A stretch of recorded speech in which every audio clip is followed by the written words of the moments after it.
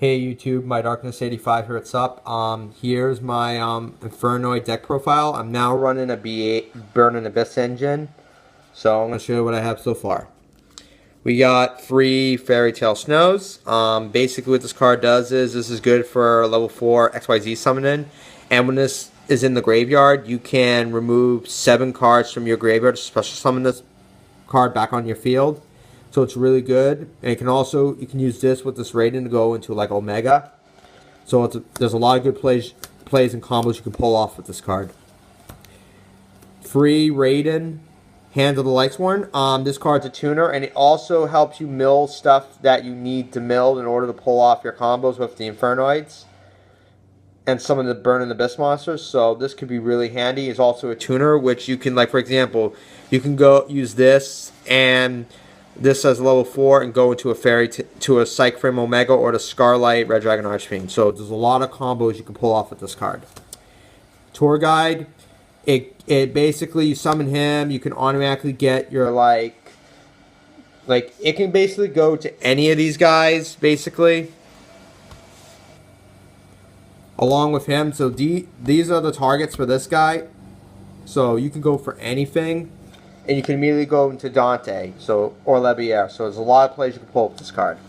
Here's the Burning Abyss engine, 2 of the Scarm that searches for the BA at the end phase, and 1 of each of these guys. This special summons a BA monster from your deck, except this guy. This special summons a Burning Abyss monster from your graveyard, and this, when he is sent, he could either... When he's sent to the graveyard, he can target 1 monster on the field and banish it until the end phase. So there's a lot of combos you can pull off with this card. So really cool. And this card right here, I think this is one of the most underrated cards in the game. But in this deck, this could actually help you win. Because as long as he's out in the field, all other Fiend monsters you control except this card cannot be destroyed by battle or by card effects. So you can basically protect not only a Dante, you protect all your Infernoid monsters. It's awesome. This card is so broken. And when he is destroyed, you could send 1 Fiend type monster from your deck to the graveyard except him. So basically that helps you build off the stuff you need to special summon the big Infernoid guys, which we'll get to later. So, and he's also a good beat stick, 1400 attack, so it could be really useful at times. Free of the Datatron. When this is normal or special summon, you can send 1 Infernoid monster from your deck to the graveyard. And if you do that, increase that monster's level by the level of the monster you sent to the graveyard. And if you do that, this card's name becomes that monster's and replace this effect with that monster's original effect. So basically, you summon him. You could send like, what I would usually send is, you would send usually like Hermedic and this guy to the graveyard to use their effects to pop either a spell or trap or a monster on the field. Then you can also tribute itself to banish 1 card in their graveyard. So there's a lot of combos you can pull off with this card. So you can't use this effect on the bigger guys. Like, for example, the only 2 monsters that it's kind of useless to use is these 2, because these 2 effects have to be used when they're immediately special summoned or special summoned. So, you know, that's why. But there's still, you can pull a lot of combos off with this guy. Free Hermedic. This destroys a monster once per turn. And you can also tribute this card to banish a card in your opponent's graveyard. Free of these guys. This destroys a spell or trap card. And you can also tribute him to banish a card in the graveyard. 1 of him. This guy removes... a card from your opponent's extra deck, but your opponent gets to choose. So this is a good card to help mill your opponent's extra deck. We got 3 of these, and 3 of the Ontali, and this guy. When this monster attacks, you can banish 1 card on the field, and you can also tribute this card to target 1 card in your opponent's graveyard and banish it. So anytime he attacks, you can banish 1 card on the field. And this card can make a 2nd attack in a row when he destroys a monster by a battle. And also, you contribute him to banish a card from your opponent's graveyard. So, it's really good. Now, we got these 2 guys. This destroys all monsters on the field except itself when it's special summoned. And this destroys all spell and trap cards when it's summoned. And when for this, and this other effect is if a spell or trap card is activated, you could tribute one monster on the field to negate the activation and destroy it. And when a spell or trap card monster effect is activated with him, you contribute one monster on the field to negate the activation and destroy it. So these two monsters can basically ruin your opponent's strategies to make a comeback if you play it the right way. You can also tribute both of them themselves to activate the second effect. So it's not.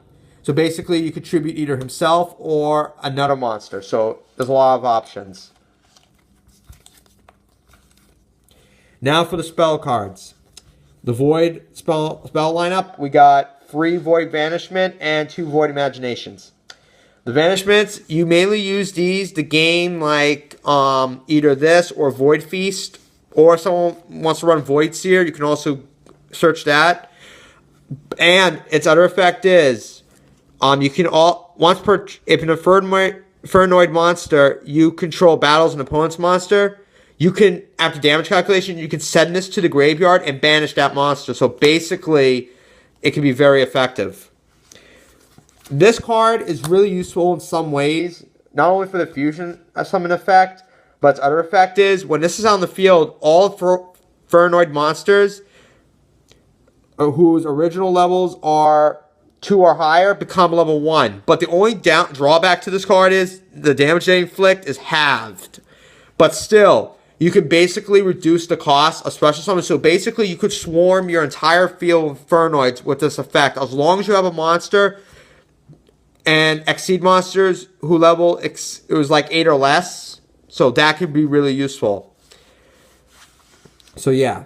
One future fusion. Basically, you drop this on the field, you basically win the game. Unless they Twin Twister it or something.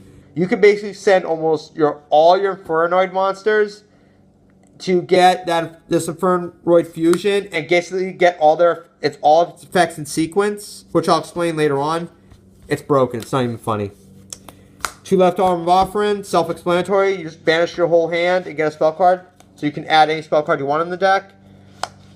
The main card of the deck that makes the deck go and breaks off a lot of combos. You activate this, send the amount of cards from your deck to the graveyard until you have the same number of cards up in your deck equal to your opponent's. So yeah, self-explanatory. 2 Pot of Desires, banish 10 cards, draw 2 cards. So it's draw power. Double instant fusion for the Elder Deity of Norden or that other fusion monster I'm running. 2 Charge of the Light Brigade. Mill free cards and search for Raiden or Lila, whatever you prefer to run as for the Lightsworn engine, but I run Raiden, so I can just activate this, mill free, and get a Raiden to my hand right away. Reason in a Monster Gate basically helps me dump cards I don't need into the graveyard, so I can use it to pull out the combos that are needed to win. Foolish Burial, self-explanatory. 1 for 1, this can get me a Datatron right away. Like, I can just discard 1 monster in my hand and just get a Datatron and basically go from there. Burial from the dimension, bring back some banished Infernoid monsters, then I can just remove them all over again, especially summon another bigger guy. So it works out well. And in case I don't get a charge, I can use this to get out Raiden from my deck to my hand. It's pretty awesome. And the only 2 traps in the deck, Void Feast. You know what it does. Self-explanatory. You send a Void spell trap from your hand or field to the graveyard, especially summon up to 3 Infernoid monsters that exactly equal level 8, ignoring their summoning requirements. So, you know, pretty good. Now for the extra deck. We got one of this. You send, basically you know what the effects do. You send it's 3 or more. You send, each player sends 3 cards from their extra deck to the graveyard. 5 or more, it's basically 3 cards from the top of their deck to the grave. 8 or more, it's each player returns up to 3 of their banished cards to the graveyard. And then last but not least, if it's 10 materials equals all players send their entire hands to the graveyard. Elder Deity Norden and the Sea Monster, whatever he's called, basically your instant fusion targets. And the Burning Abyss engine. Dante helps you mill cards, and he can become a 25-point attack monster. Beatrice, when she's destroyed, you can basically bring out this. So I don't have like the Mavera Lightsworn Exceed yet, so I'm using this as an alternative, and he can still be pretty good because you can basically get him out if he is destroyed. So it's self-explanatory. 2 Psych Frame Omegas. Self-explanatory. They can really mess your opponent up in so many ways because you can banish this card and then select one card in their hand to banish it. So if you really hit a critical card, they could need to turn the duel around. So, yeah. Levier, self-explanatory. Phantom Night Break Store, Castell, the Utopia Engine, and Scarlet Red Dragon Archfiend. Rounds it all up. That's my deck profile. Hope you all enjoy. If you have any tips or suggestions, let me know in the comments down below. I'll have more videos up soon. Later, guys.